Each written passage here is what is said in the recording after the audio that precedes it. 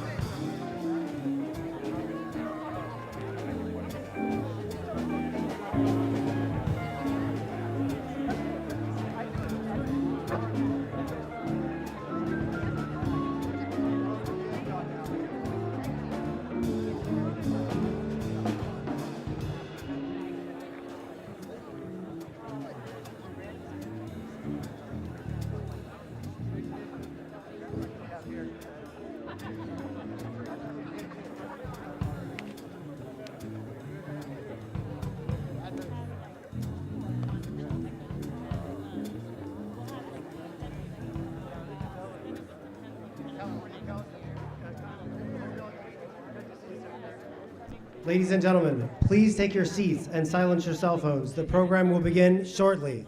Thank you.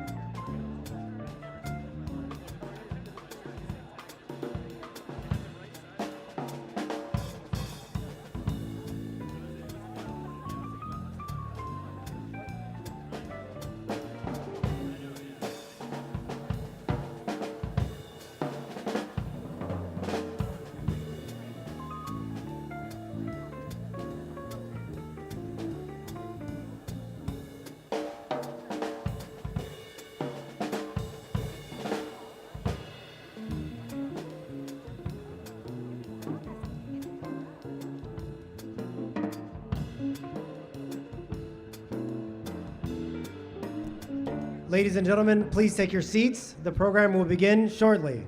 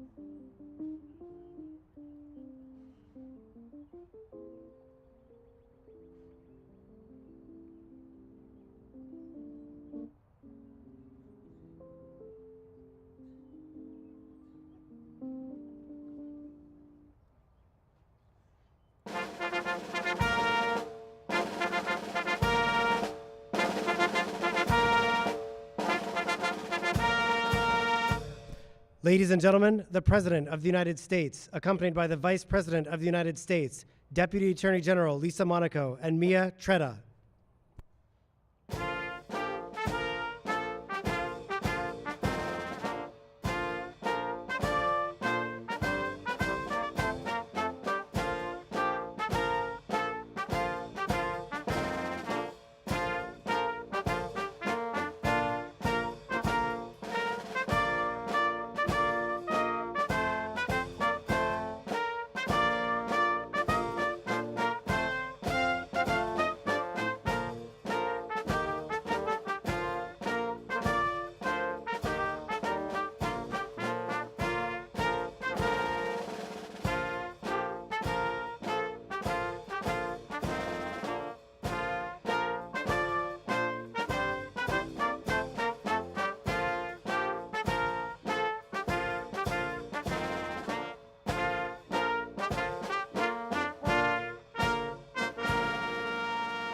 Please have a seat. Good afternoon, everyone. Good afternoon. President Joe Biden, members of Congress, members of our administration, friends, and fellow Americans. When gunfire rings out in a community, it brings fear, and it brings pain to the victims, to those who love them, to the parents who tell their children to run into the bathtub when they hear gunfire on the street outside, because it is the safest place in the home from a stray bullet.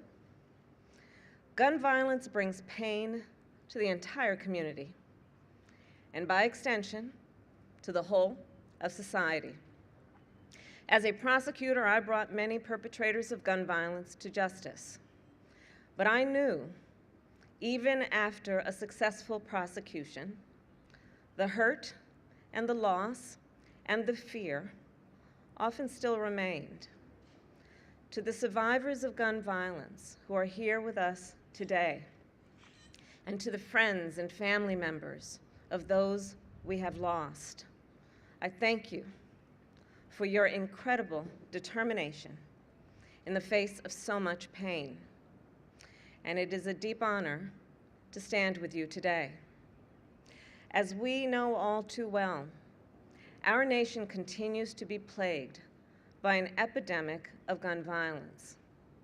The President has worked for decades to end this terror. For my whole career, addressing gun violence has been one of my top priorities, first as a courtroom prosecutor, then as the elected district attorney of San Francisco when we created a gun specialist unit to go after violent offenders, then as Attorney General of California, where we worked within our California Bureau of Firearms to investigate and seize firearms for those who unlawfully possess them. I have seen firsthand how our nation's epidemic of gun violence has been driven by the proliferation of guns in our communities, and increasingly in recent years by the proliferation of ghost guns. Ghost guns can be purchased on the internet and assembled at a kitchen table. They can be bought without a background check by people who otherwise would be legally prohibited from gun ownership: domestic abusers, gun traffickers, individuals convicted of violent crimes, and even young children. Traditional guns are required to have serial numbers, which can help law enforcement identify a firearm that has been stolen from its lawful owner or found at the scene of a crime. Ghost guns have no serial numbers. They are practically untraceable, making it more difficult for law enforcement to hold to account those who use weapons to do violence. Because of how easy they are to access and how difficult they are to trace, ghost guns pose an especially grave threat to the safety of our communities. That is why, as a United States Senator, I was proud to co-sponsor a bill to manufacture and end the manufacturing, of sale of ghost guns, and it is why we are here today, to announce new actions to get ghost guns off our streets and to protect our communities from gun violence.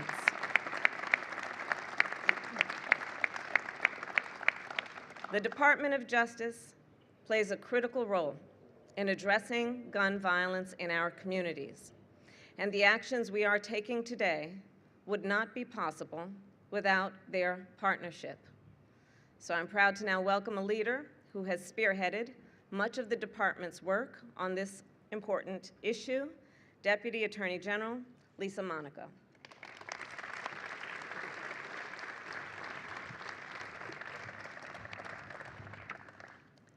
Thank you very much, Madam Vice President, Mr. President, Mia.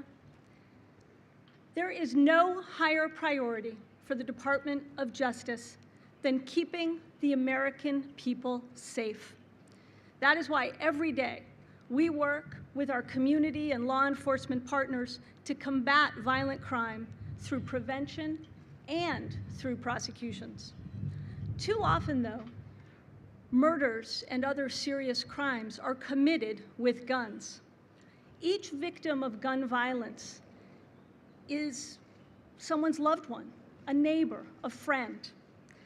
We stand together today in recognition of that loss and alongside all of those who have been touched by the tragedy of gun violence. We also stand together with resolve and with hope for the future. Just over 1 year ago, the President, the Vice President, and the Attorney General stood in this very spot to announce new steps to curb gun violence. One such critical step is reining in so-called ghost guns. These are guns that have no serial numbers. They are nearly impossible for law enforcement to trace. Many are sold without a background check. They're accessible to almost anyone. They often come in kits. They can be bought online. They can be assembled quickly with little or no training. That means that someone can convert parts in a box into a working gun with alarming ease. Now, we call them ghost guns because they can't be traced. But make no mistake, they are real. They can shoot to kill, and they do. For years, criminals have sought out these unmarked guns to murder and to maim. That's why the Attorney General has signed a rule that updates our regulations to keep up with changes in technology. The goal?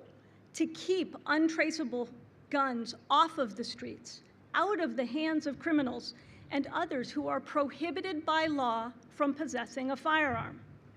Some of the key changes include updating old definitions to ensure that gun laws apply to all firearms, including ghost guns, requiring gun dealers to run background checks on kits containing parts that can readily be converted into a gun, facilitating tracing by requiring firearms dealers to apply serial numbers to existing ghost guns so that they then take into inventory. Because of these updates, law enforcement will have additional crime gun intelligence to stop gun violence, to seek justice for victims of violent crimes, and to get guns used in crimes off of our streets.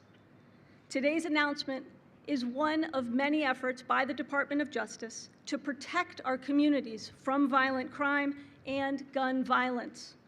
We continue to go after and disrupt illegal gun trafficking networks.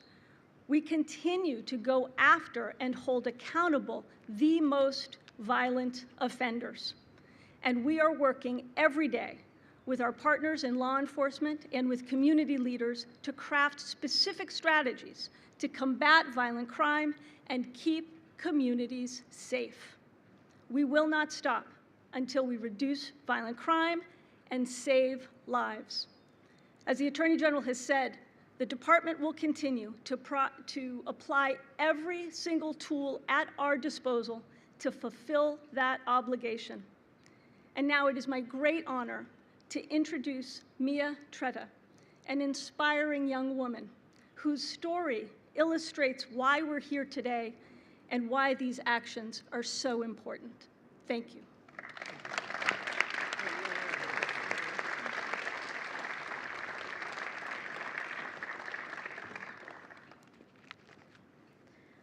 Thank you so much, Deputy Attorney General.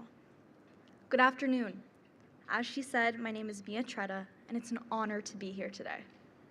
And not just because it's the White House, but because I'm speaking on behalf of two classmates who can't be here with us, one of whom was my best friend. When I woke up on November 14th, 2019, my biggest worry of the day was a Spanish test. I was a freshman at Saugus High School in Santa Clarita, California, determined to get good grades. So as soon as I got to school, I made a beeline for the quad to meet up with my best friend, Dominic Blackwell. It's hard for me to talk about Dominic. Like me, Dominic had big dreams, liked doing well in school, and planning for our futures. We spent the morning like any other, laughing and talking, until we heard a loud pop. It was a gunshot, followed by 6 more. One of the bullets hit me in the stomach. Somehow, I was able to get up and run away, but Dominic couldn't. I was airlifted to the hospital and spent hours in surgery having a bullet removed from my abdomen that was millimeters away from my major artery. Then my parents told me the terrible truth. Dominic had died, and so had another classmate, Gracie Ann Muehlberger, a 15-year-old girl with an infectious laugh. And a community was left shattered. I later learned that we had been shot by a 16-year-old student for reasons I will never know. He had brought his father's weapon to school, a firearm I would come to know as a ghost gun. Ghost guns are untraceable, build-it-yourself firearms that look like a gun, shoot like a gun, and kill like a gun, but have not been regulated like a gun. I've also learned that as a student, I don't just have to worry about Spanish tests, but about my life. School shootings with ghost guns are on the rise. And the most lasting thing I have learned, other than the loss of friends or the shattering of my youth, is that nothing has relieved the pain in my heart like working to prevent more senseless shootings. So my family and I joined Everytown for Gun Safety, Moms Demand Action, and Students Demand Action. And we worked with thousands of other young activists and survivors to prevent more things like this happening. They turned my pain into progress. And that's why we're here today, celebrating progress, life-saving progress.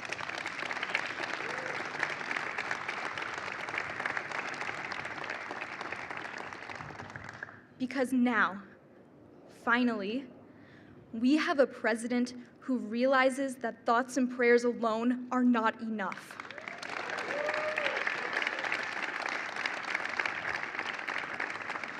A president who has been standing up to the gun lobby for decades and winning.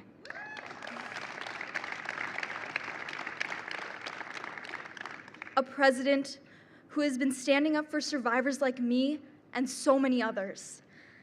A president who is taking bold, meaningful action to stop the spread of ghost guns. Ladies and gentlemen, it is now my great honor to introduce the strongest gun sense commander-in-chief ever to hold office, President Joe Biden.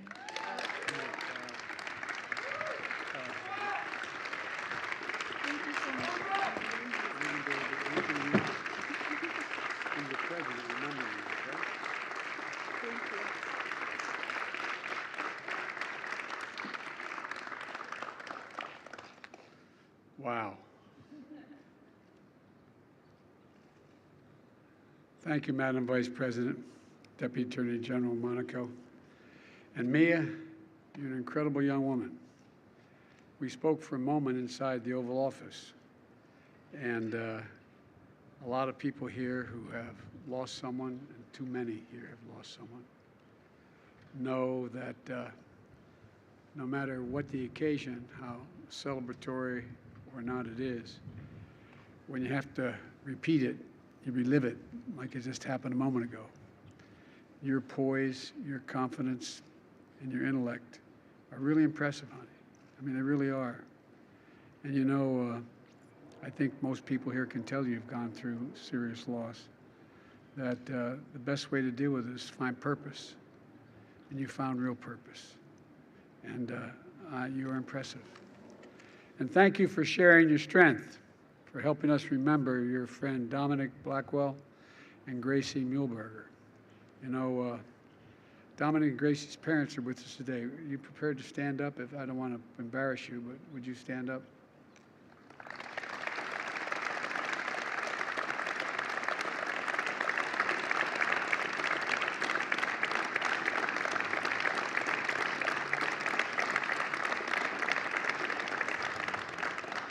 If you have a moment afterwards, maybe you can come in the Oval with me if you wouldn't mind. I'd love to talk to you. Frank and Nancy, Brian and Cindy, everyone here, as they say, feels your pain a little bit, particularly if they've suffered a serious loss. You've now joined a terrible fellowship of loss that many people have experienced.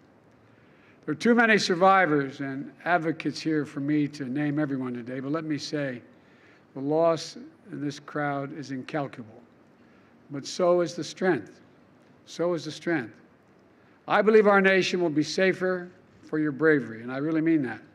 Survivors like me and Manny and Claudia, Los Angeles Deputy Sheriff who survived an ambush by a shooter with a ghost gun, represent individuals and families all across this country whose lives have been forever changed by a ghost gun. Some made national headlines, many others did not. Today, we honor your strength and your action. A year ago this week, standing here with many of you, I instructed the Attorney General to write a regulation that would rein in the proliferation of ghost guns because I was having trouble getting anything passed in the Congress. But I used what we call regulatory authority.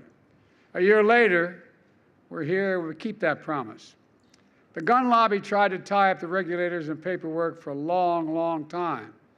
The NRA called this rule I'm about to announce extreme. Extreme.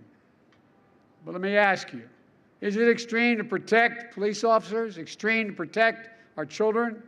Extreme to keep guns out of the hands of people who couldn't even pass a background check? Look, the idea that someone on a terrorist list could purchase one of these guns is extreme. It isn't extreme, just basic common sense. You know, if you buy a couch you have to assemble, it's still a couch. If you order a package like this one over here that includes the parts you need, the direction of assembling a functioning firearm, you bought a gun. Take a look. Take a look at this. It comes in this package. You can see the picture down here maybe. This is the gun. It's not hard to put together. A little drill, hand drill at home. Doesn't take very long. Anyone can order it in the mail. Anyone. Folks, a felon, a terrorist, a domestic abuser can go from a gun kit to a gun in as little as 30 minutes. Buyers aren't required to pass background checks because guns have no serial numbers, these guns. When they show up at a crime scene, they can't be traced. Harder to find and prove who used them. Meaning you can't connect the gun to the shooter and hold them accountable. In fact, the ATF reports that they've been able to trace less than 1% of ghost guns reported by law enforcement. So it makes sense that police across the country are increasingly finding ghost guns at crime scenes. And by the way, ghost guns can be, quote, rifles, essentially assault weapons as well. This is just one version of the kit you can buy. Last year alone, Law enforcement reported approximately 20,000 suspected ghost guns to the Bureau of Alcohol, Tobacco, Firearms, and Explosives. That's a 10-fold increase in these ghost guns from 2016. 10-fold in 5 years. These guns are weapons of choice for many criminals. We're going to do everything we can to deprive them of that choice. And when we find them, put them in jail for a long, long time. Law enforcement is sounding the alarm. Our communities are paying the price, and we're acting. Today, the United States Department of Justice is making it illegal for a business to manufacture one of these kits without a serial number. Illegal.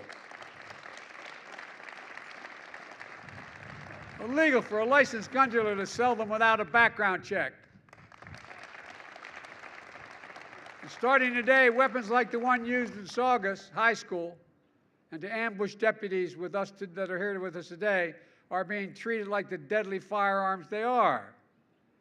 And if somebody sells a ghost gun to a federally licensed dealer, for example, a pawn shop, that dealer must make the firearm and mark it with a serial number before reselling it. All of a sudden, it's no longer a ghost. It has a return address. And it's going to help save lives, reduce crime, and get more criminals off the streets. And this rule is only part of our strategy to go after ghost guns. In February, the Department of Justice launched a national ghost gun enforcement initiative, intensifying our efforts to bring cases against those who use ghost guns illegally. We're teaching investigators and prosecutors best practices, how to build these cases, and assigning a coordinator in each of the ATF field divisions to serve as a point person for helping federal, state, and local law enforcement go after ghost guns. If you commit a crime with a ghost gun, expect federal prosecution. Not just state, expect federal prosecution.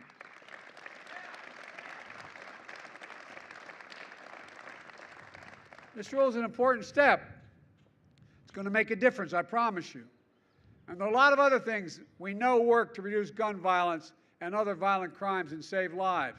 That's why I put together a comprehensive strategy to supercharge what works while continuing to push Congress to act on sensible legislation to prevent gun violence. In addition to today's rule, we're working on 4 areas. First, we're going after rogue gun dealers. The last time we had data on this was more than 20 years ago.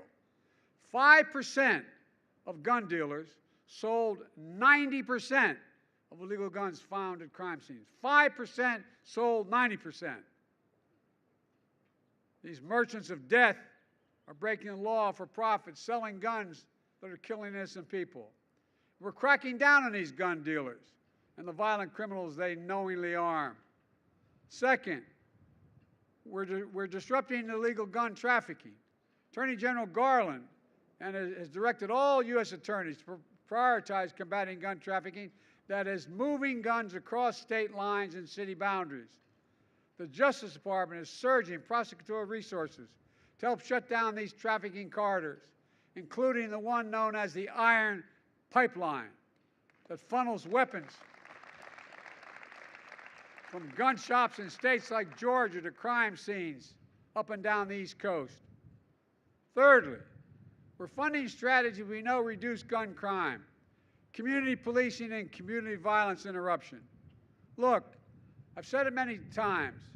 The answer is not to defund the police. It's to fund the police and give them the tools and training to support they need to be better partners and protectors of our communities in need. And I've already made clear that I want cities, states, counties, and tribes to use some of the $350 billion we sent to them in the American Rescue Plan that I wrote in the first month to reduce gun violence, hire police officers for community policing, pay police overtime, purchase crime-fighting technologies. They were given the money, they can do it. Spend it. And now, on top of that, I'm calling for additional funding to put police on the streets for community policing. One thing we learned in the middle of the crime wave not long ago, when the cop knows by first name, who owns the corner drugstore, who lives in the apartment above 6B, who the people who are the pastors of the churches. Guess what? People talk to them. They trust them. My son was the Attorney General in Delaware. He'd go around and make sure everybody literally in these high crime rate neighborhoods, he'd give them his personal cell phone number and instructed all the cops to do the same thing. And they did. And the crime plummeted. Not a joke. Look at the record. Not just my son, but all across the nation. And for the FT to hire agents, they need to help to fight gun crime. More agents. My budget funds body cameras, make sure police work with our local communities and are accountable to the local communities. We're also investing in community violence intervention. These are areas of local programs that utilize trusted messengers, community members, and leaders to work directly with people who are the most likely to commit a gun crime or become victims of gun crime. Get to them early. It works. It works. They intervene before it's too late. Fourth, we're funding jobs and training for young people, summer programs, drug treatment, mental health, housing availability, criminal justice reform, and reentry support for people coming home after incarceration. Right now, you get let out of prison after serving your time, you get a bus ticket and $25. You end up under the same bridge you left 2, 5, 10 years earlier. If you serve your time, you qualify for Pell Grants, you qualify for housing, you qualify for food, you qualify to get back into the community, give them a fighting chance. These are all demonstrated ways to reduce crime. And I'm strongly urging cities, states, counties, and tribes to use the rescue plan funding we sent them to do more in each of these areas. And they need to do more and do it quickly before the summer, when crime typically surges around America. So, we're pushing in each of these areas, but none of this absolves Congress, with all due respect to my members of Congress here, they're the wrong people I'd be talking to, for the responsibility to act.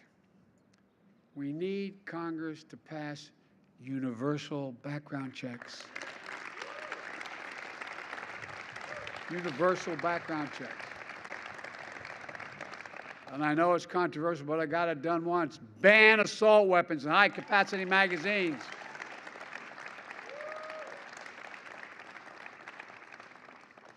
I was getting criticized when I first passed this law when I was a senator. And guess what? I was down in southern Delaware, do a lot of hunting and fishing down there. And I was walking up one of the creek beds. And the guy standing there said, "You want to take my gun?" I said, "I don't take your gun." He said, "Well, you're telling me I can't have more than the next number of bullets in my gun." And I said, "What do you think the deer you're hunting are wear Kevlar vests? What the hell you need 20 bullets for? You must be a hell of a terrible shot." I'm serious. Think about it. Think about the mass shootings. As many as 100 rounds. It's a weapon of war. There's nothing to do with recreation. Outright ban of the sale and possession of unserialized guns. Eliminate gun manufacturers' immunity from liability. They're the only outfit. They're the only outfit in the country that is immune. Imagine had the tobacco industry been immune to being sued. Come on. In February, the families of 9 of the Sandy Hook shooting victims achieved a settlement against the maker of guns that was used to kill their children. The Sandy Hook folks are here. Are you embarrassed to ask you to stand up?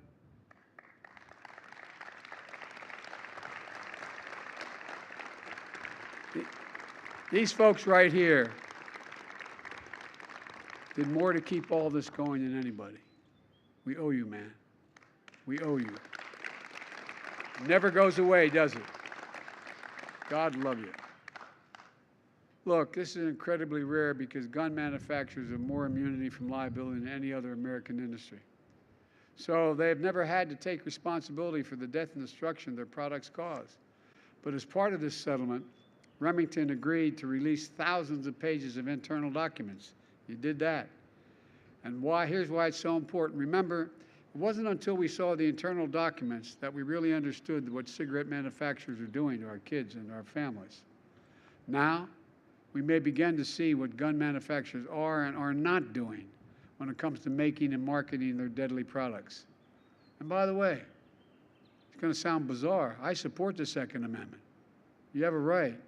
But from the very beginning, the Second Amendment didn't say you can own any gun you want, as big as you want. You couldn't buy a cannon when, in fact, the Second Amendment passed. And certain people from the very beginning weren't allowed to purchase guns. It's nothing new. It's just rational. Look, this should be just a start. We need to repeal the liability shield of gun manufacturers and finally hold them accountable for false advertising and many other things they do. There's one more action I'm taking today. There's only been one Senate who's confirmed the Director of Bureau of Alcohol, Tobacco, Firearms, and Explosives in the Bureau's entire history. It used to be didn't require Senate action when I first got to the Senate. But it's only been one since it became required confirmation. This is an agency whose mission is to protect communities from violent criminals, illegal trafficking of firearms, acts of arson and bombing, and a lot more. The mission of this agency isn't controversial, it's public safety. Today, to lead and support the dedicated men and women of the AFT, I'm proud to nominate Steve Dittelbeck. Excuse me, I mispronounced your name. As Director of Bureau of Alcohol, Tobacco, Firearms, and Explosives. Steve is immensely qualified. He served the Department of Justice for 2 decades. He worked side by side to support the work of federal, state, and local law enforcement, including AFT agents. And one of those was his case he was personally tried as a U.S. attorney, where the serial arsonist firebombed the courthouses and police headquarters in Mansfield, Ohio. For his work, Steve got death threats, but the defendant got 60 years. Steve also partnered with the community leaders and law enforcement to help prevent violent crime. He's worked with the police to combat domestic extremism and to take violent criminals off the street. Steve's record makes him ready on day one to lead this agency. And by the way, in 2009, the U.S. Senate unanimously confirmed him to serve as U.S. Attorney. I look forward to working with the Senate to get him confirmed once again. With what I know about him and why I'm so enthusiastic about supporting him, I'd like to introduce my nominee to lead the AFT to you, all of you. Steve, come on up here.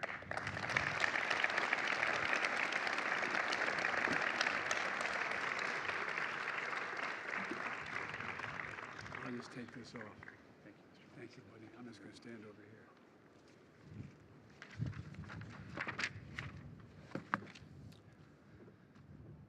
Thank you, Mr. President.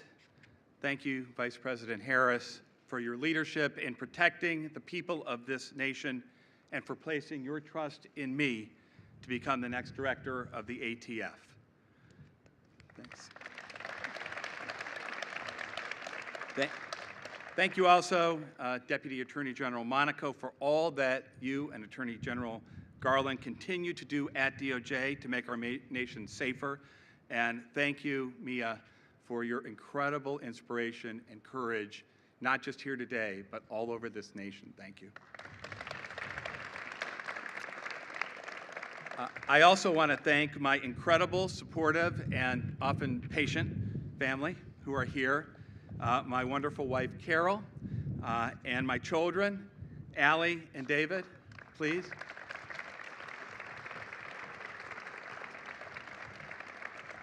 He's 16 years old. I want to draft him. Is there an agent in the house?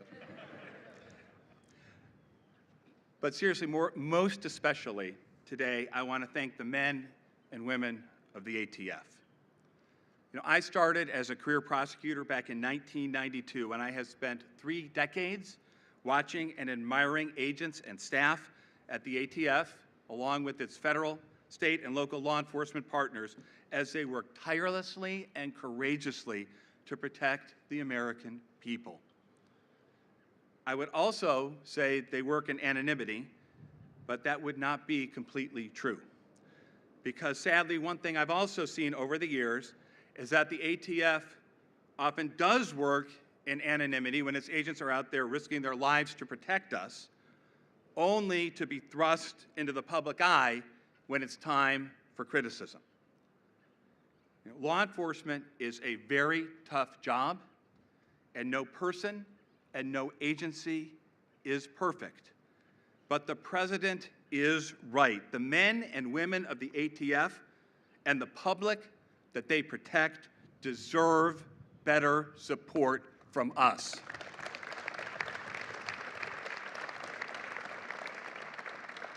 I've seen firsthand the work that so many at the ATF do to protect us from violence. They're dedicated, they're professional, and they're effective. They don't write the laws.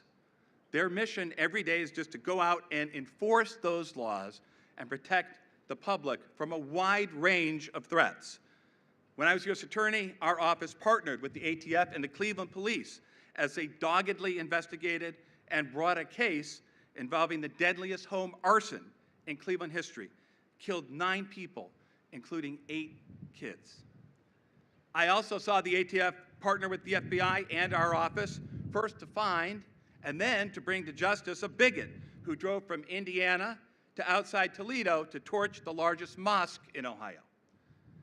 And last, and certainly not least, I have partnered with the ATF for decades in its crucial fight against gun violence. You know, whether it was taking a single violent recidivist off the street in Maryland, or putting together a big racketeering case against a violent gang in Youngstown, Ohio. I have seen the ATF work with other law enforcement to make so many of our communities safer.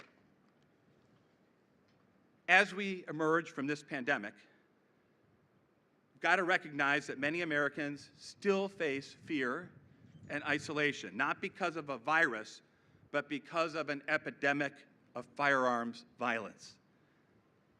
It's not a new problem, and it has many causes. That's why it's going to take an all-hands-on-deck partnership approach to address that issue. And the ATF will be there.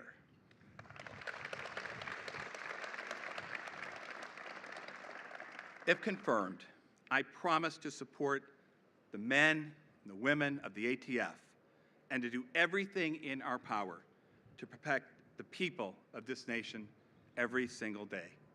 Thank you.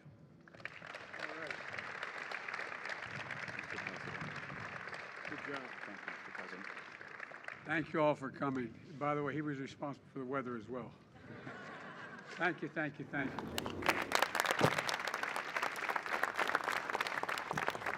Ladies and gentlemen, please remain in your seats as the President and Vice President depart. Thank you.